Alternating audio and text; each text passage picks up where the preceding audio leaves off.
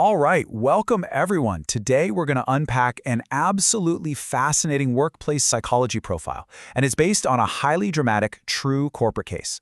If you've ever worked in a large corporation, you probably already know that getting promoted isn't always about the hard work you do.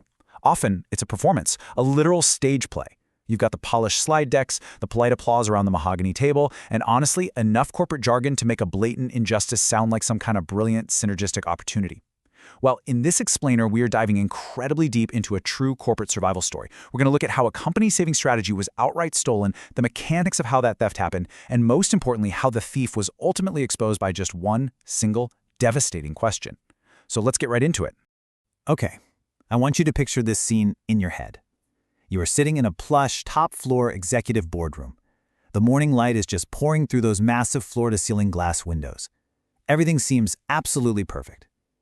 A senior manager named Victor Hale has just received glowing congratulations from the CEO, Grant Wesley, on his upcoming promotion to Vice President of Strategic Operations. The whole room just erupts in applause. Victor stands up and he flashes that classic, humble smile. You know the one. The smile of a guy taking full credit for a massive project he literally did not do. Meanwhile, sitting completely silently at the far end of the table, staring down at her notebook, is Maya Reed. She's the project coordinator who actually built the entire strategy from scratch. And right as Victor is about to soak in the glory and make this promotion official, CEO Grant Wesley suddenly holds up his hand. He stops the room, looks Victor dead in the eye, and asks the question you see right here. Before we make this official, Victor, walk us through the red folder assumption. Section 1. The unanswered question. Instantly, Victor's smile just freezes. A heavy, suffocating silence fills the entire room. Because the absolutely crucial point here is that out of all the highly paid executives sitting in that boardroom, exactly one person knew what the words red folder actually meant. And I can promise you, it definitely wasn't Victor. So why would a seemingly simple question about a folder completely paralyze a guy who's about to be made VP? Well, to understand that, we actually have to jump back in time. We need to look at the slow, painful collapse of Hamilton and Company that started about 3 months prior. This wasn't one of those overnight front-page PR disasters. No, it was the most dangerous kind of corporate crisis, a slow, corrosive operational bleed. In month 1, deliveries just started running late. Small hiccups, right? But by month 2, massive, high-revenue enterprise clients began complaining loudly and threatening to walk away entirely. And then, by month 3, the internal financial reports were practically screaming for help as profit margins completely tanked. And you know what the worst part of all this was? The executive leadership was still actively deluding themselves. They were calling it a temporary market setback. Sales was busy blaming operations. Operations pointed the finger right back at the suppliers. And finance? They just claimed the margins were probably calculated wrong to begin with. It was classic corporate survival. Everyone pointed fingers, literally nobody took responsibility, and not a single leader was actually looking for the root cause of the bleeding. Section 2. The quiet fixer. So right in the middle of this absolute chaos, we have project coordinator Maya Reed. She was the only person in the building who actually rolled up her sleeves to figure out what the entire executive board was completely missing. And this really highlights a core difference between two very common types of corporate employees. On one side, you have the builders. That's Maya. She was staying up late for weeks, meticulously mapping out every single broken process handoff. She didn't just look at spreadsheets, she actually interviewed the frontline team leads to get the real, unvarnished ground truth. She rebuilt the client data models from scratch and created highly detailed, incredibly complex recovery scenarios. And then in stark contrast, you have the spotters. That's her manager, Victor. Victor was incredibly skilled at spotting opportunities, not creating them, mind you, but spotting them in other people's hard labor. When Victor saw Maya's incredibly detailed draft, he immediately swooped in and offered to review it for upward presentation. But what was his actual, tangible contribution? He reformatted the slides to make them look sleek. He changed the color palette, added a few vague inspirational leadership quotes, and then confidently slapped his own name right on the title slide. In his mind, doing the graphic design on someone else's genius was completely enough to make him the mastermind of the entire strategy. And this brings us to the absolute focal point of this whole explainer, the red folder. What was it? Well, as Maya was building out the most aggressive, optimistic recovery scenario for the company, she found a massive, glaring hole in the data. The entire turnaround plan would only actually succeed if 3 major, highly lucrative enterprise clients agreed to renew their contracts within the next 60 days.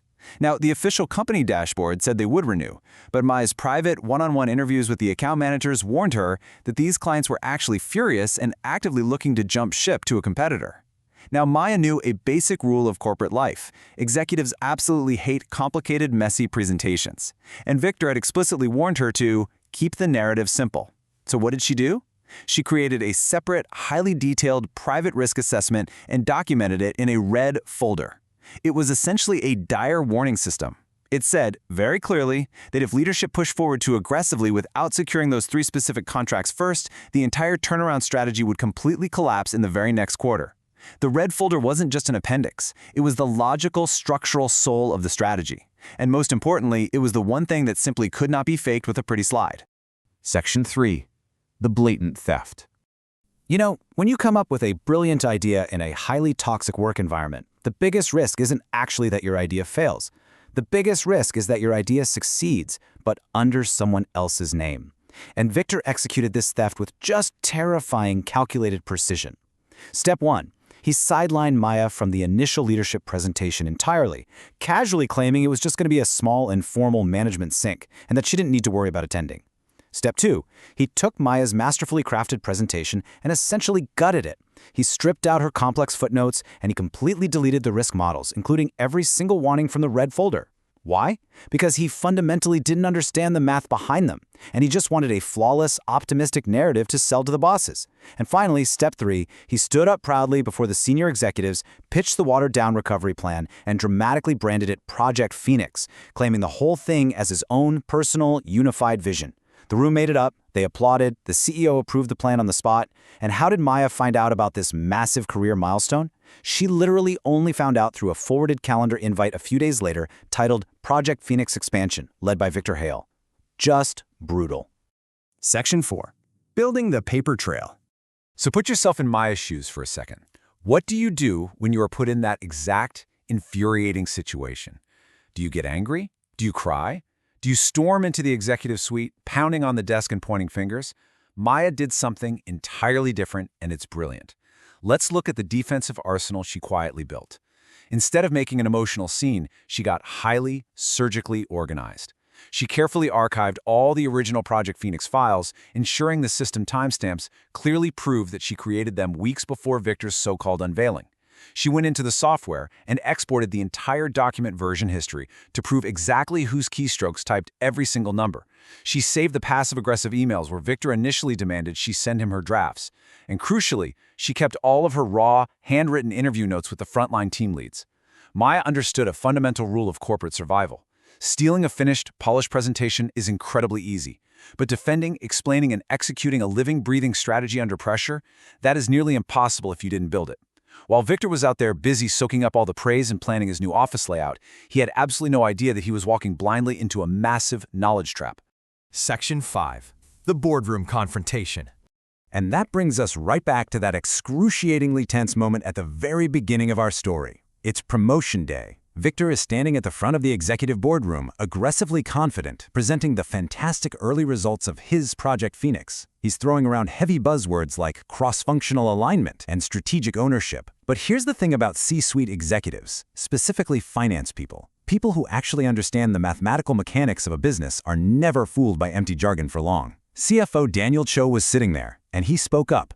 He noticed that the renewal assumptions looked just a little too clean. And that's when CEO Grant Wesley dropped the hammer with that lethal question about the red folder. Victor completely panicked. You could see the color drain from his face. He tried to laugh it off, brushing it aside as just some internal sensitivity check. But Daniel Cho, the CFO, wasn't letting him off the hook. He pointed to a very specific, granular detail on the appendix slide and asked, why was client B7 moved from medium to low confidence in the red folder, while the main operational dashboard still shows them as medium? Victor opened his mouth, and absolutely no coherent words came out. He had memorized the pretty slides, sure, but he was completely ignorant of the structural, mathematical spine that was holding those numbers up.